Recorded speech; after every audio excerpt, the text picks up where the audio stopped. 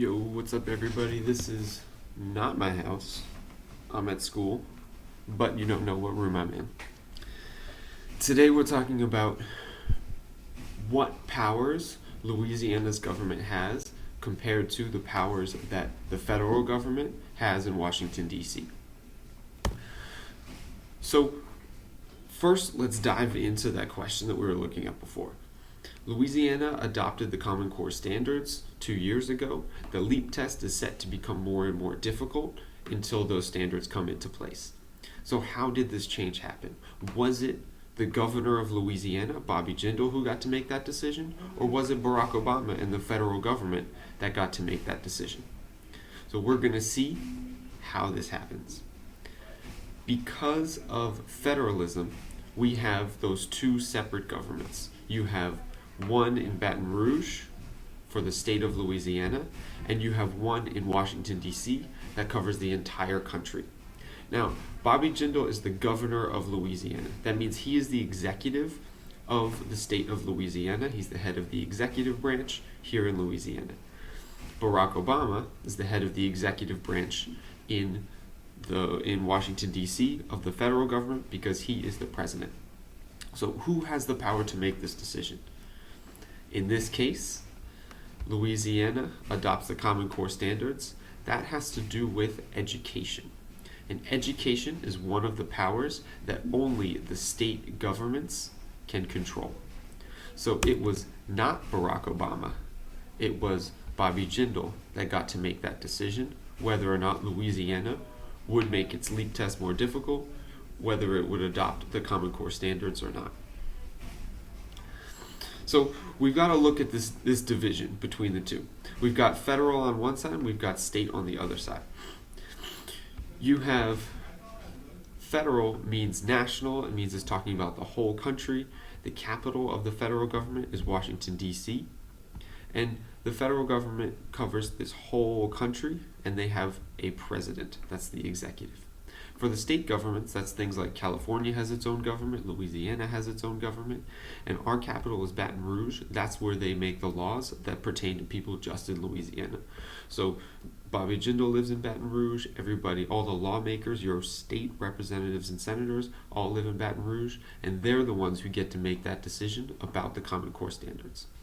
So instead of a president, Louisiana has a governor as the head of the executive branch.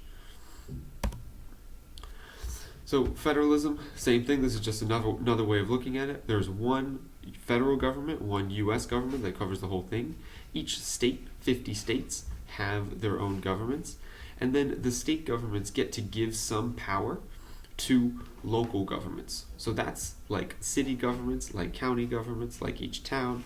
They get to give out special school districts or special districts, and the states are going to give their powers to those smaller governments. So, for example, you've got our local government here. You've got the executive of the local government for the city of New Orleans is the mayor.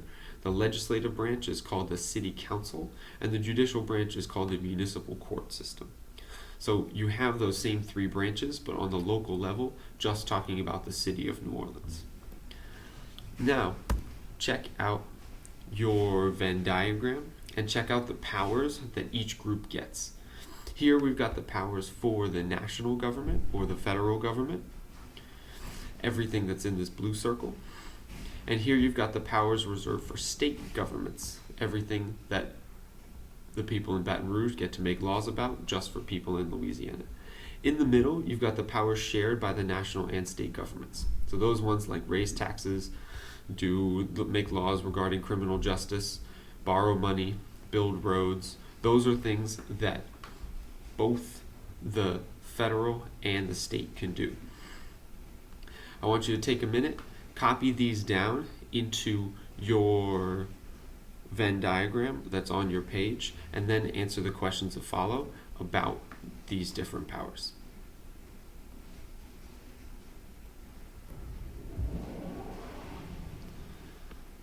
So, for example, here's one of the questions that you're going to be answering.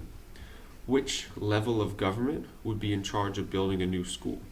So we want to look at which side. Is it federal on this side Is it state on this side, or is it both in the middle? So building a new school, I can look over here, declaring war, nothing to do with schools, creating and maintaining armed forces, nothing to do with schools, so on and so forth. I'm checking if they have to do with schools. Build roads, borrow money, criminal justice, raise taxes, nope. Establish local governments, maintain schools. I'm seeing schools over here, so I know that that answer would be B, state. So take the next few minutes and answer the questions that are coming up about each one of these.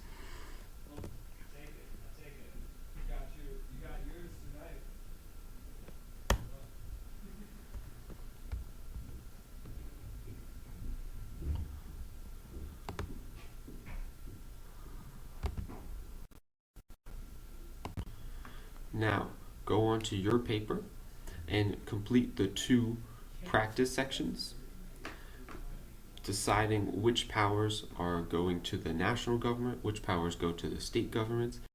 Things could happen in both the national and state governments. Good luck.